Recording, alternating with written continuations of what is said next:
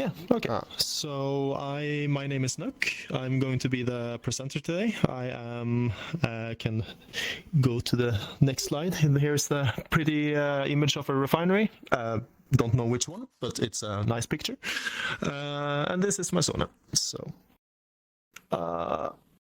and let's see here. Yeah. So the presentation today will be more about hydrocarbon groups and crude oil components, basically getting in the basics of oil refining and crude oil itself. We don't have enough time to cover up the more advanced stuff. So we're also going to cover refinery theory and configurations, product specifications for fundamental processes behind main oil products. Just to have a start to it. There's much more, but we'll see more about that later. And then a Q&A round in the end. So you can ask questions, like there was one person mentioning, thermal cracking. That's the point where you can ask that. It's best to cover the more larger topics to the end, and if there's something that isn't clear, ask that right away instead. Hold up a hand and use the microphone. I just turned the untrusted URLs on, but I still can't see anything. Should I just rejoin? Yeah, rejoin. Then I would. Yeah. Is it? Oh, no. Press rejoin instead of seeing. Yeah. Presentation content. See. Yeah. I can. Yeah, we can have a little minute break for interface maybe, so he can also wait a little bit. But so yeah, I can just mention that we're not going to cover everything. So let's say things with thermal cracking, we're not going to go much into that because it's more towards conversion. So it's a good thing that you will ask that later after the presentation. So I can go deeper into that. I have to go back. Apotek, can you help me here? Apotek. Can you help me to scroll back? I didn't click the button. Just to, yeah, that's the one. Yeah. So here, so used to work as a refinery technician, educated as that with a certificate, and later I took engineering. Been a refinery technician for an apprentice for almost 3 years, and later, after I was certified, I took a year in the military, but after that I went over to take a degree in renewable energy engineering in the university in Ålesund. So I'm not clicking the button, but it happens anyway. So I work as a process engineer currently for a refinery. So I don't have too much experience. I have 2 months, but I have a lot of practical experience, and I do know a lot of the theory as well. So don't be scared to ask practical questions, theoretical questions, that's fine. So here we have, I'm going to talk a little bit about hydrocarbons and crude oil. So we have the crude components that are usually what they send in from wherever it is produced. It is a combination between petroleum gas, I'm going to drop this. Jesus. Yeah, it's like Jesus. So, thank you. So, it's consisting of petroleum gas. It is heavy.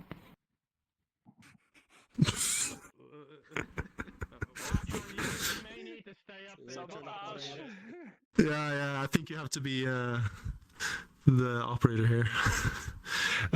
So it is from the remote.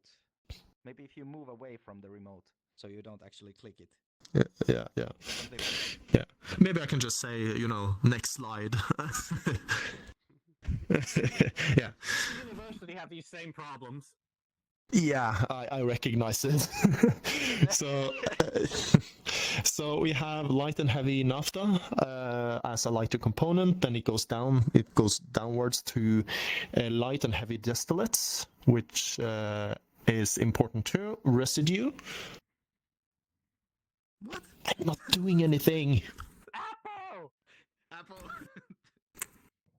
Maybe I should, because it happens when I'm pointing at it for some reason. I can't see anything. Like I turn on trusted URLs or show untrusted URLs. Like should I just Have you tried to completely go out and in of the world, because that should work. Yeah. So residue is a heavier component. That is usually what you get from the bottom fraction of the distillation, which I'll come back to later. But with that oil, with those oil and gas fractions, you will also have water, emulsion, and salts, which is something you have to treat as well. You have your own section of the plant for that. It will be covered later as well, mentioned, and it's an important part of actually take care of the plant itself, because it will make challenges with terms of corrosion, with terms of how you distill the distillation itself and the piping. So and the furnaces are very important there as well. These are the different types of compounds: alkenes, alkenes, which is the more single from single branched to double and triple branched. They are important for certain type of products. So we'll come back to that later as well. But it's just nice to see what type of components there are: cycloalkenes and aromatics. Aromatics are also very important. And over on the left side, you can see what it actually consists of. Of course, carbon, hydrogen, but also sulfur, nitrogen, and oxygen, and metals, which is something you have to treat in the plant because of specifications. Does it work? No, apparently not. Next one. Next slide. Now it doesn't want to change. Oh my god. You're really gonna have to stay over there. Yes. So tricky. So technically, refining consists of what's on the right side here. It's it looks, yeah, it can be complex, it can be a lot, as well. It's only boxes technically, but every one of these units, as you call it, they have its own purpose and their own little schematic and complexities with them. So we're going to visit 4 of them today, talking a little bit about the more going into the more complex stuff with these plants. Not too complex, but so you get a hang of what it actually consists of. And technically, refining can be summed up in this slide on the left here: crude oil, desalting, distillation, downstream processing, and purification. And that is why you have most of these plants are in sectioning these things. You also have utilities and also cleaning plants for water and such. That's also says it on the left side there. They're also very important nowadays. Next one. So you have 3 types of configurations for refineries mainly. It can basically be a little mix of everything, but mostly nowadays we have hydroskimming refineries. At least topping refineries are very basic. It's only the tankage, distillation, light ends, and utility. So you only distill the products and fractionate it. Oh, it's not working. Okay. Discord, so you can see it. Yeah. So it's basically sectioning in the different type of molecules into their own basically densities. in terms of distillation, so using heat and a little bit of pressure as well to fraction it into different components and to different molecular, not molecular weight, but densities and other types of properties as well. Hydroskimming refineries is more towards hydrotreating, which is what you use for having the right specifications for the fuels, so they're environmentally friendly, friendlier still, and also for producing the right specs for functioning in an engine. That's also why you have, let's say, reforming, because that creates reformats, and that is the main component in gasoline. Conversion refineries is normally takes one of these four things into practice, either cracking, alkalization, polymerization, or coking, and that is basically turning heavier or lighter components, or like gas or residue or bitumen, and you convert it up to more desirable products like distillates or naphtha.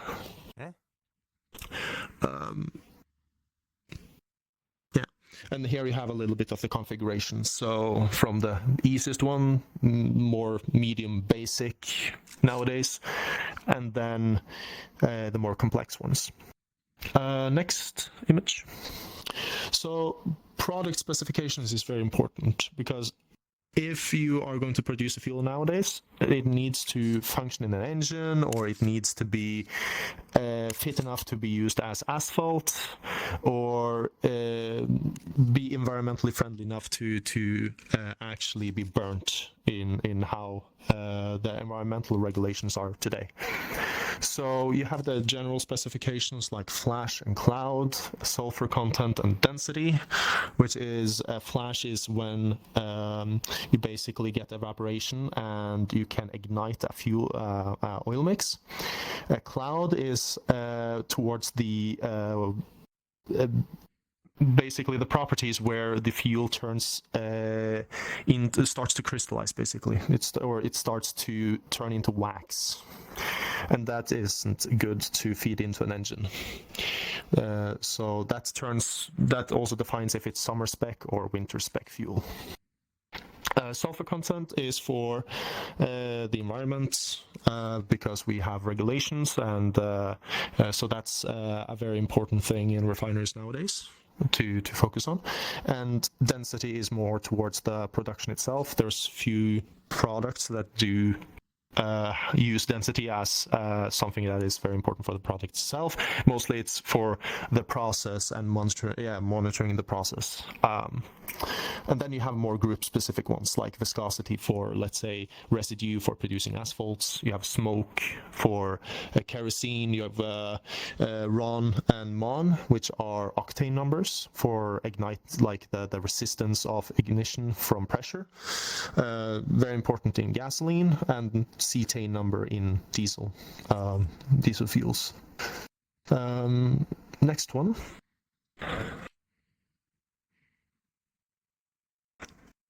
Yeah, so atmospheric distillation. It's the heart of the refinery. It is what makes the different types of products by weight and by temperature. You usually feed it in through, let's say, a tank or a cavern, and you feed it through. First, you heat it up, so you will have the right temperature when it feeds into the distillation tower. That's very important to have the right temperature when it enters. That's normally why you have economizers, or sometimes referred also to as heat exchangers.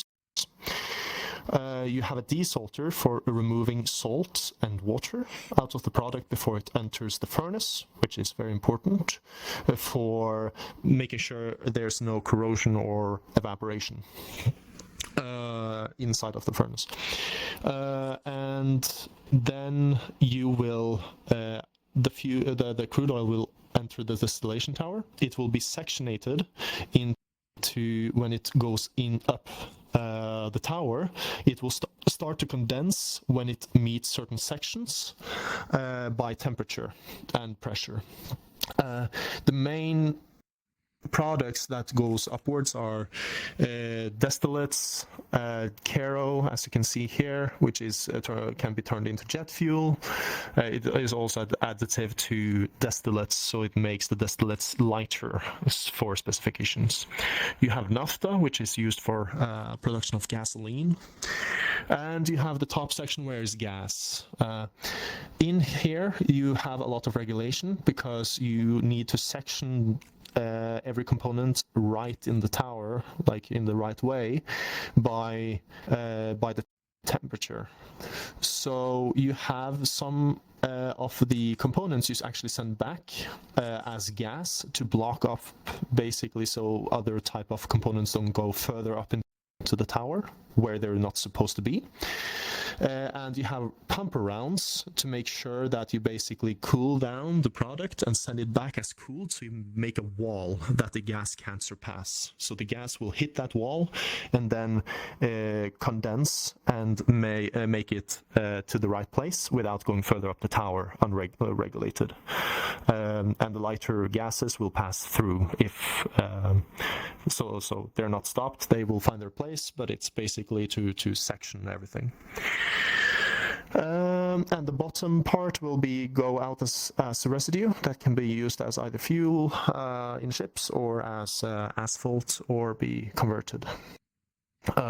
You have a little schematic here of the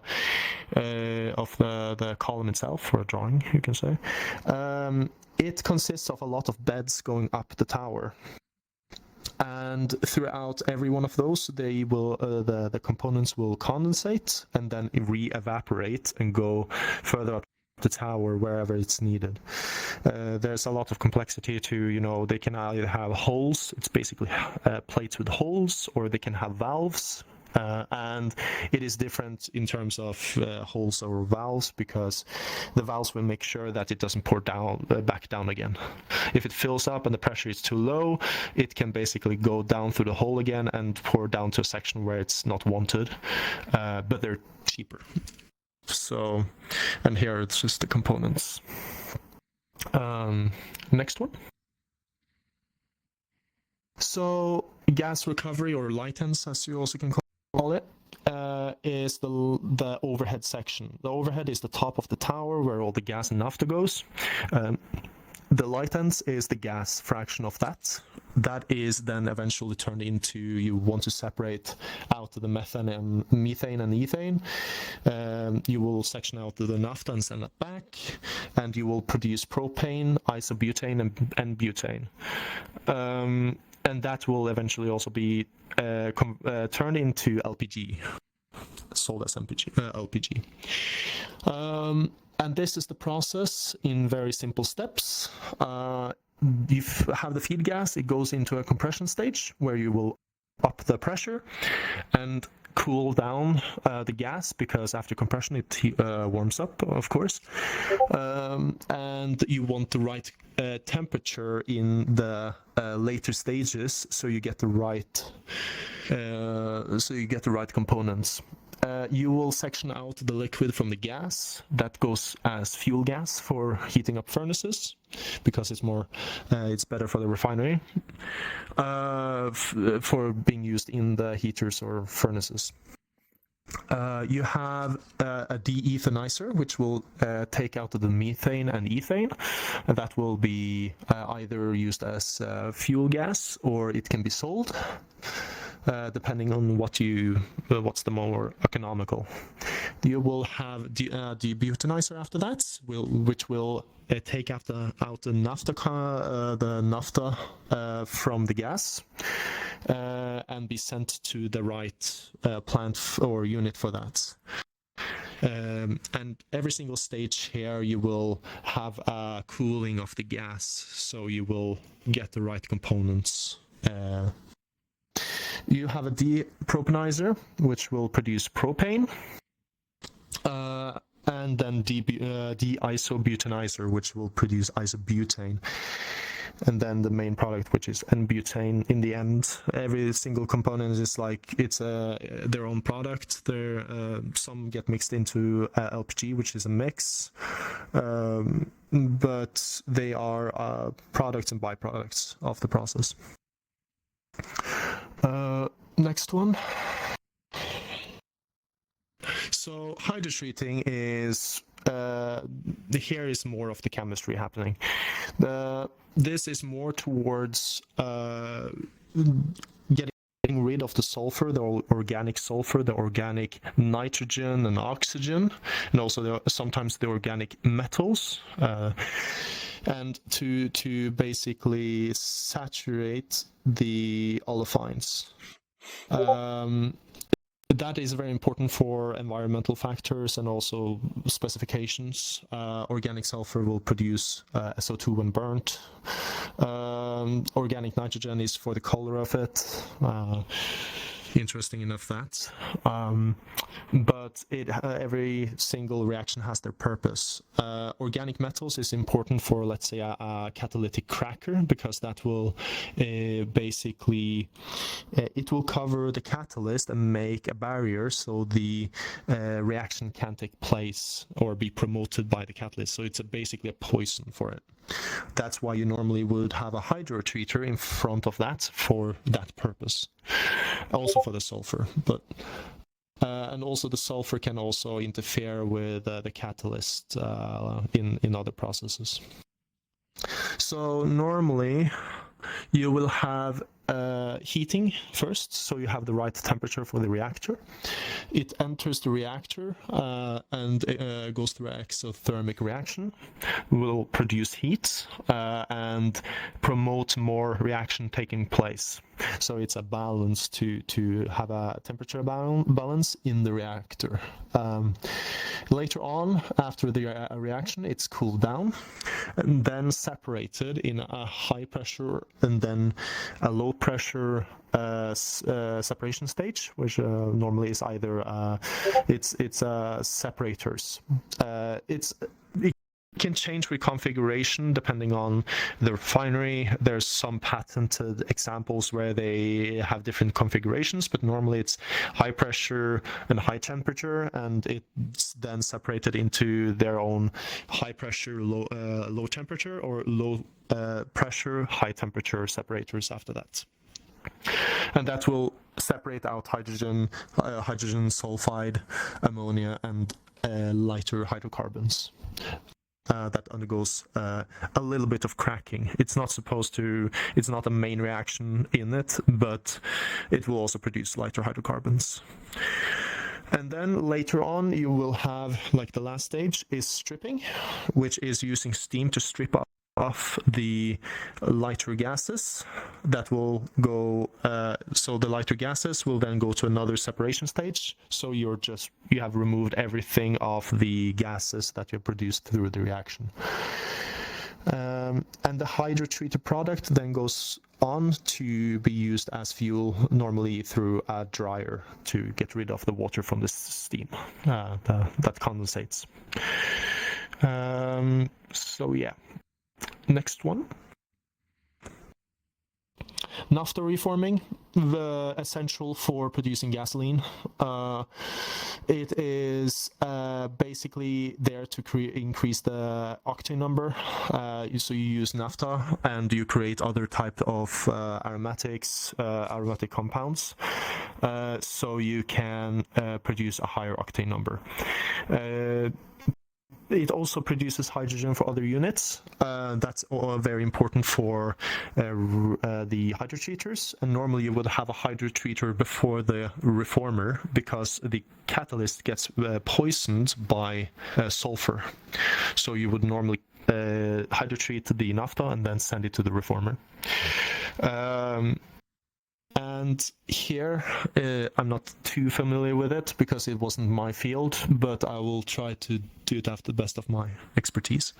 But you have hydrotreated naphtha going into the heater, and then you will have an endothermic reaction in the reactors taking place. So for every single reactor, you have to then reheat it because it lowers the temperature and basically killing the reaction over time if you don't reheat it.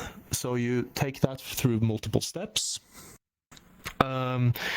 And when you have converted most of the naphtha that you want into aromatic compounds, and mostly, not necessarily aromatic compounds, but also, let's say, cyclic is, you also take cyclic compounds and turn them into that as well. There's a lot of reactions happening. Then you will cool it down and separate the light hydrogen and light hydrocarbons from the reformats, both through separation and stabilization. Stabilization through because you have lighter hydrocarbons that makes it unstable, and you want to remove that to make the reformat more stable. And then you have the product that goes out there, and that is normally being blended with other components into gasoline, with, let's say, LPG gases, and also a popular one is isopentane, which is a cheap thing to put into it for heightening up that the octane number. Yeah, and we can go on. So that is most of what I wanted to cover today. It's the four most prominent and more basic units in a refinery that has to mostly take place. There's a lot of other units as well, but it would take forever if I wanted to talk about those as well. So I think this is it for now. You can go to the next slide. And yeah, so if you have any questions, you can grab a microphone, like take up your hand, we will give you the microphone and you can present your questions, anything you wonder about, and I will try to explain it as good as I can. And also remember, I've worked as a technician and I'm currently working as an engineer, so if you have any practical questions, feel free to ask as well about, pumps, heat exchangers, compressors, or distillation towers, whatever. And it would be nice to have a feedback, and if you want anything more, feel free to ask. So yeah, I hope it was a nice presentation. I know it was a little bit fast, but that's also why we have a little question round. Yeah. Yes. Clap, clap, Thank clap, you. clap, clap. Thank you. Clap. Okay, thank you, Nokk. That was actually a very good presentation. No, that was actually really good. Okay. Yeah. So, anyone has any questions right now? We can do some Q&A. Like, yes, you, Mr. Dog, here, have the microphone. Hello. So, my question is about fracking and the towers, and I was wondering if they're like modular. So, if you only want this type of fuel, that you can like skip other parts and then just extract this exact. Yeah, I think that's a very good question. So a refinery is built up in a way that you can bypass either certain sections or units entirely, depending on the condition of the unit itself or what you want out of it. Let's say with a heat exchanger, a good example is a heat exchanger, because sometimes you might not cool down a product so much that it isn't what you ask for. So you would bypass the let's say that you would bypass the heat exchanger to get at the right temperature in the product that you want. Sometimes you want to cool down the product, and that's the primary task. So it will go on expense of the other product, or opposite. You can do that with other types of equipment as well. Distillation towers is normally not something you would do, but if it's necessary, then it has to be done, depending on the condition. So yeah, it's a good question. It can be done for most of equipment, but it's something that's more when it's necessary to do. Mm-hmm. Yeah. So any other questions?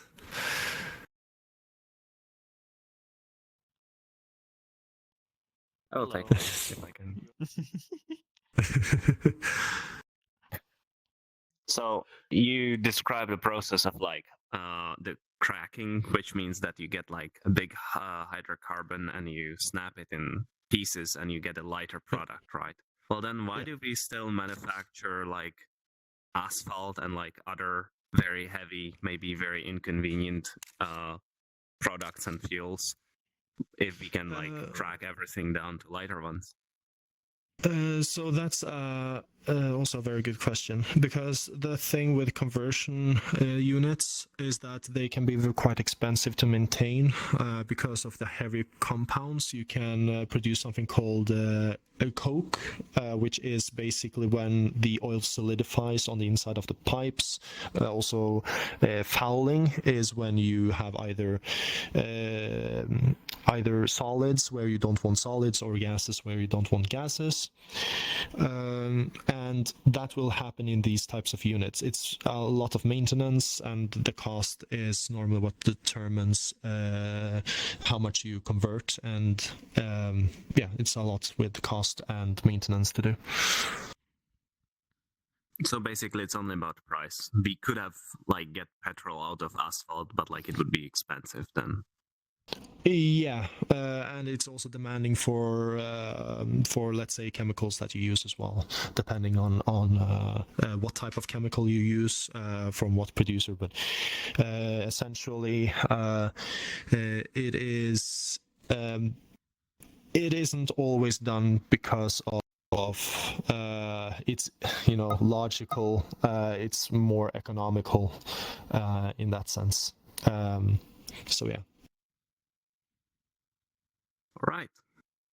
Anyone else who would want a microphone? Thank you. I had a question about isomerization. So what exactly are you doing with isomerization? So with isomerization, from what I remember, the main purpose is making lighter components like C3 or C4, so propane or butane, into heavier components like naphtha, which is C6 and upwards. The like with the amount of carbons.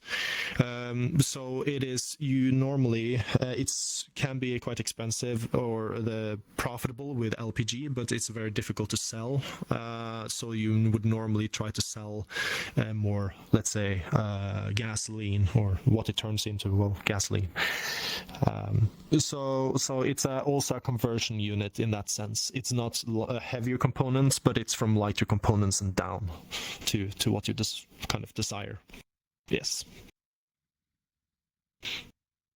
I'm also kind of curious about what's the word? Well, I guess like the business structure for what the industry looks like. So somebody extracts it, somebody refines it, somebody sells it. Is extraction and refining all done? Extraction, refining, selling, is that all done all like in-house, or are there separate entities for the various steps? So they are usually separate steps. It's something you call as upstream, midstream, and downstream. Upstream is usually where you produce the oil from, the crude oil. Either it's oil rig or it's on land, an onshore facility. And then it gets delivered to, let's say, a refinery, and then it gets refined and then distributed after that. So the structure is very standard nowadays, and it tends not to turn away from that. And it's a very complex, like it's not a very complex system for that, but it is wherever you kind of go, it will have that type of structure in the end.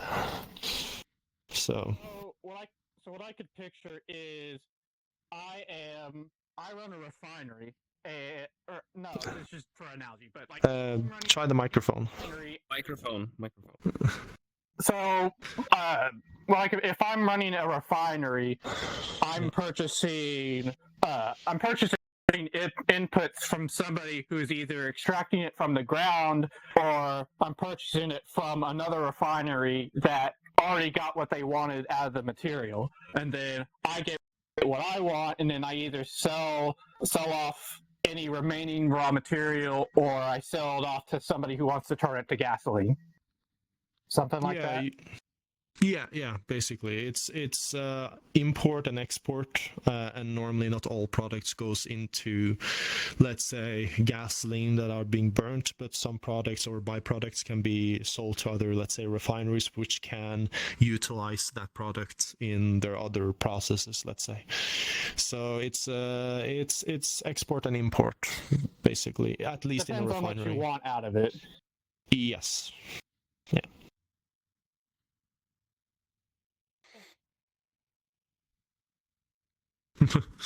Okay. Thank you for the I can fly. It's fine.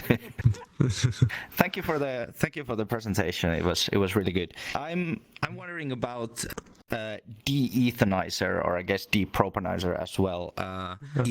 What's actually happening when you separate methane and ethane from everything else? Is it just fractional distillation, or is there something else going on?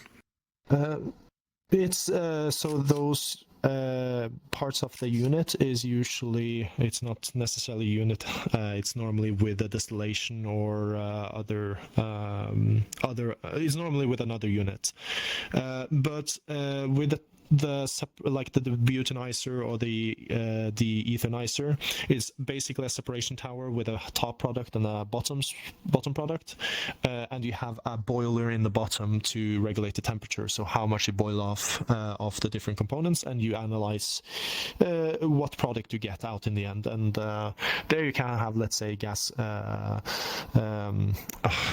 word for it, gas, it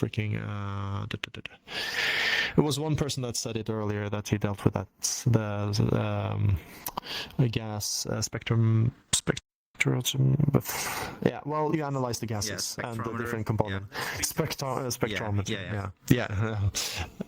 Just forgot it in this instance, but yeah, that's something you can do for, let's say, checking what components you have where, basically. But in principle, it's a separation, and you have a boiler in the bottom, and you divide the products into their components. Okay. Yeah.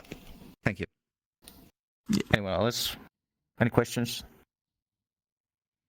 That was my question, actually.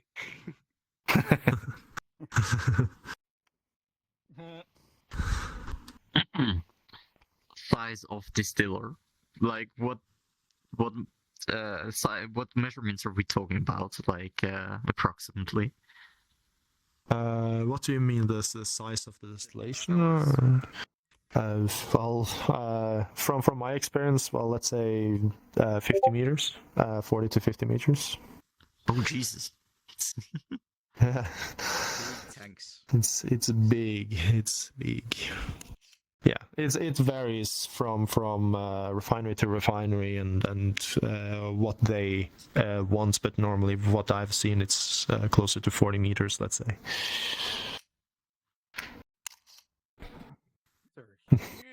buildings. Well, I can go. Here. I'm just here to say that I would love to be euthanized.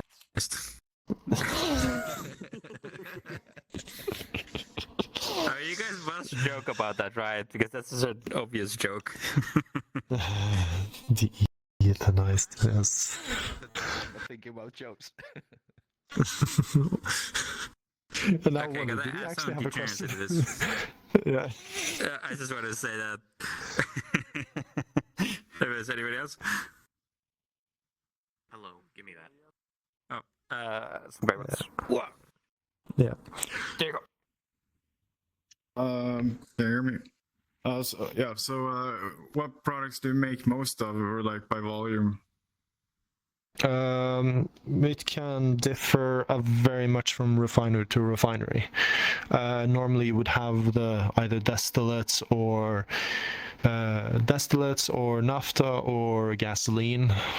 These more valued products, but it can change a lot between different types of refineries. What they want to put their money into, you could say. Some have more gasoline, some have more distillates. Yeah.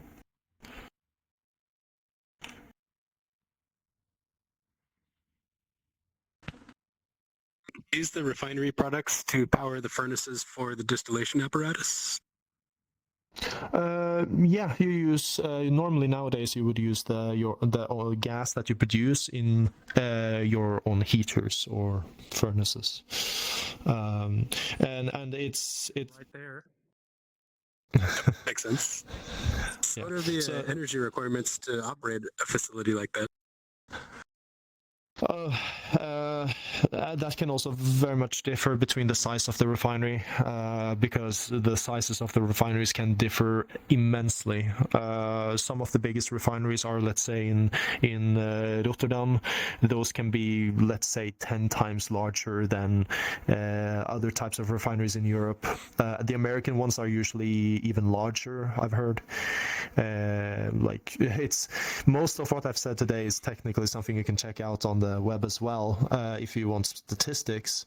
Yeah, energy requirement, it requires a lot of energy in every single refinery, and then again it differs between the refineries. It's very much about size, and yeah. It's like what percentage of the crude oil that goes into the factory is used to power the factory itself? Oh, that's a hard question. Because yeah, that's not something that I've been working with. Well, you use as much as you need, so it can differ. Depends on if units are down for maintenance, you would have, let's say, less heating. So that's a very, it isn't a clear answer for that because it can differ very much from how much you actually use of your own product. Is there like a ballpark figure? Like 25, 1%? I'll repeat the question over the microphone then. Is there kind of like a ballpark figure for that? So like 20, anywhere from like 50 to 25 to like 1%. Maybe 3%, maybe. It's maybe far off. I don't know, but that's the best I can say. I mean that's like fair enough. You're just. It's probably the people who order the crude to the refinery know how much more that they need to order compared to the product. But I would imagine it's like you would want to turn as much of the stuff into the product and use the least amount of heating possible. Yeah, that is very true. It's a lot about the economy, how much you produce, how much you pay for the crude itself. And crudes are very different from each other. So certain types of crude can differ in amount of sulfur, or it can differ in types of hydrocarbons that is in the oil itself, water contents. So it's a lot to do with price and what you feed into the refinery itself. If the refinery is good to have that oil as a feed or not. And there's also, mixing of oils. So I've heard there's sweet crude and sour crude. What's the difference between those two? It is a lot about to do with you can say one thing is how sour it's going to be in terms of pH is one thing, but also with the sulfur contents, mostly the sulfur contents. I see. I saw a YouTube video recently where they said the U.S. Produces a lot of crude oil, but then ships it overseas because we don't have the facilities to distill it here. Where we actually import a lot of overseas oil because that's the things we are set up to distill. But the investment to build the refineries to distill what we produce locally doesn't make sense because they're going to have extra environmental restrictions or something on those orders. Yeah, I can imagine that there's a lot of politics behind it as well, like how much a country chooses to put on taxation and these things.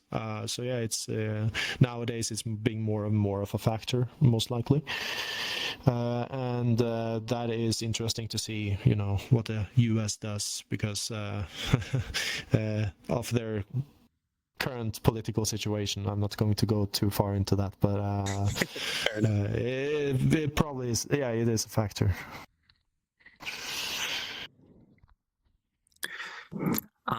Is operating temperature range a factor in does something change like in summer or in winter because you work in a refinery that's quite up north? Is there any dangers to that? So it can impact, let's say, with coolers. During this winter, the coolers are more efficient because of the cold air. That's one factor, and also the pressure difference in the the pressure in the air, because instruments nowadays they operate with differential pressure for, let's say, leveling of drums or tanks. That can also make a little bit of an impact because of they use the air pressure, like the atmospheric pressure, as a reference for let's say pressure in the tanks themselves or the containers, or not containers but drums, yeah. So yeah, it has a factor. Yeah, but there's not like a crazy difference between refineries operating in like Saudi Arabia or like extremely north, like you. No, because they're usually the how the refineries are made is usually impacted by where they are made as well. So a refinery in Saudi Arabia, they would probably have a much more cooling than a refinery up north, but a refinery up north would probably have more heating than further south. Yeah. I'm not going to. Should I ask why it's called sweet and sour oil?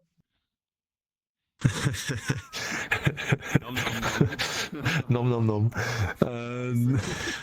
Yeah, that's a good one. Who had to taste it first? I don't want to know who did. He probably isn't here today. So sweet and sour, that's it's the oil industry there. I can't imagine they're still with us. Well, I wouldn't be the first person. So there are a lot of things like what can you say? Words that are being used in the industry, in the in the petroleum industry, that aren't used in other industries.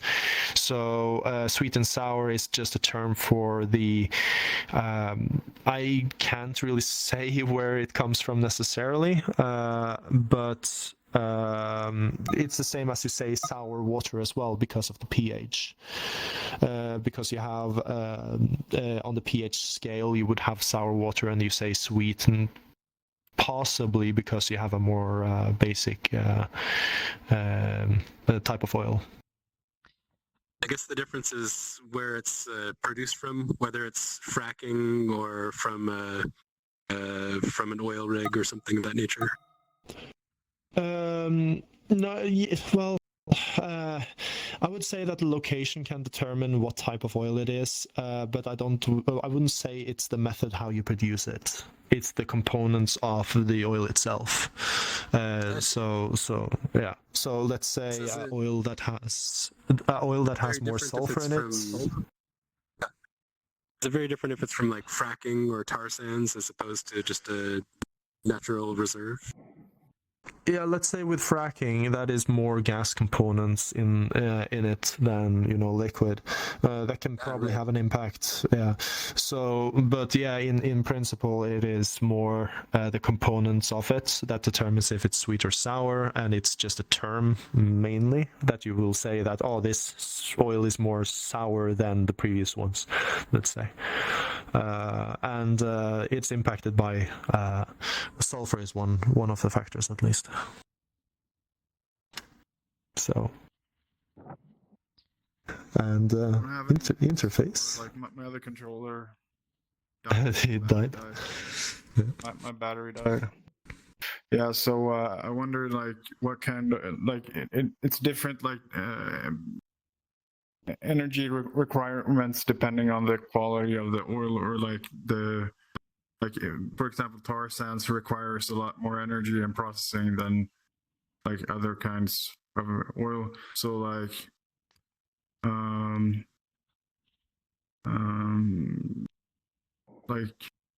yeah, I kind of forgot what I was gonna ask. Sorry. That's just the distribution of hydrocarbons, of what's actually or what there's more of in the source material. Yes. What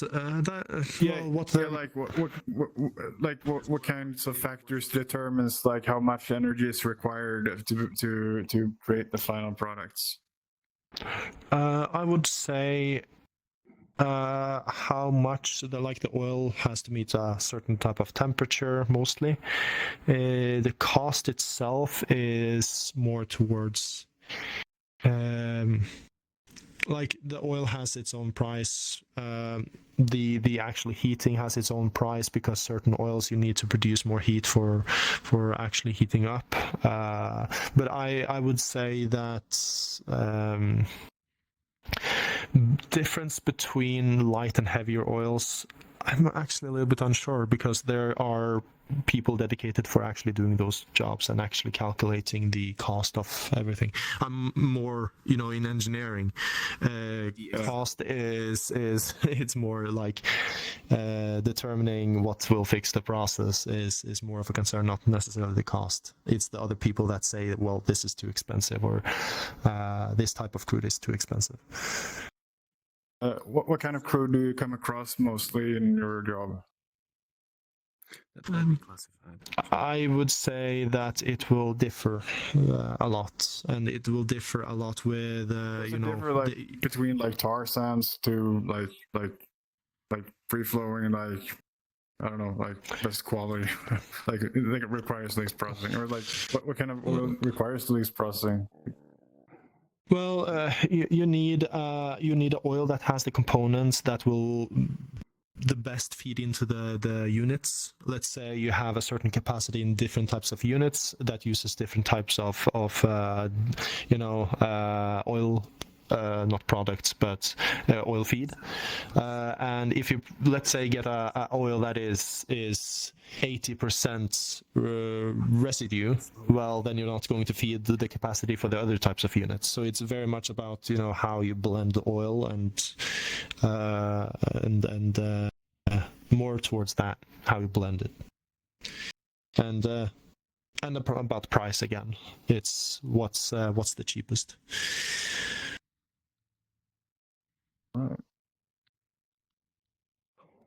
Yep. Just a quick one.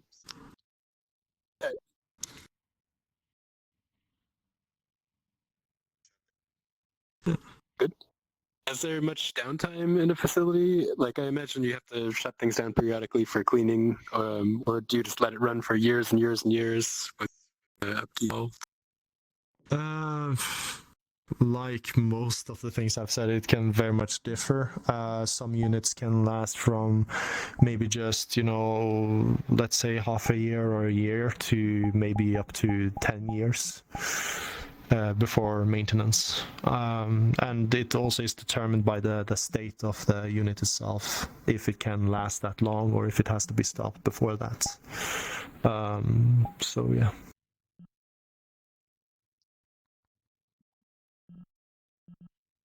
So, yeah.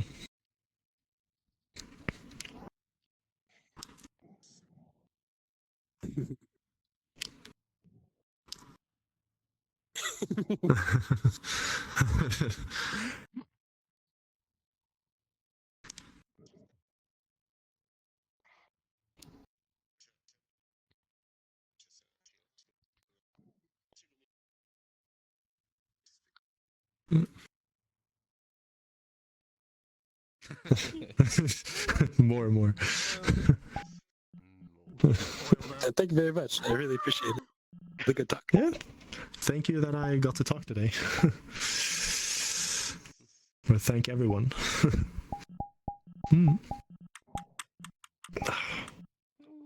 Hey, Apples, I gotta go. It was fun standing in with you today, though. This is fun. Yeah, I'll be back sometime later. You're not going anywhere for at least a few hours, right? Are you? Oh, thank you. Oh, I hope you're proud. Okay. Yep. Yeah. Hi, tiny question. Literally tiny. So, like, the basil hydrocarbon is just a carbon. I gotta go get food. What is that called? Isonolol or I something? think he discovered the jiggle physics. Oh, Till Christmas. what did you say now? Everybody has that moment. It's a hydrocarbon. Like hydrogen carbon. Over there.